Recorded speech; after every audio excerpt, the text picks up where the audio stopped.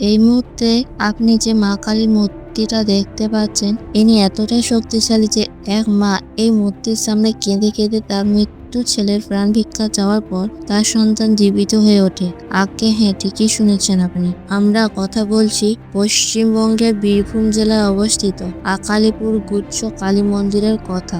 মা কালীর এই মূর্তিটি মা শিবের উপর নয়, পঞ্চমুখী সাপের উপর বসে থাকেন। কালী হয়েও নিশিরাতে কোনো পুজো করা হয় না, কারণ গভীর রাতেই নাকি মা গুচ্ছ কালী সামনের শ্মশানে লীলা করেন। কথিত আছে এই দেবীকে মগধরাজ জরাসন্ধা স্বপ্নাদেশ পেয়ে পাতাল লোকে নিয়মিত পুজো করতেন এবং তার মৃত্যুর বহুদিন পর রানী অহল্যাবাই এই মূর্তিটিকে মাটির তলা থেকে উদ্ধার করেন। তারপর তার অনেক বছর পর মহারাজ নন্দকুমার আবারও স্বপ্নাদেশ পেয়ে আকালিপুরে এই মন্দিরটি প্রতিষ্ঠা করেন। কথিত রয়েছে একবার এই মন্দিরে আসলে কোনোদিনও খালি হাতে ফেরেন না ভক্তরা।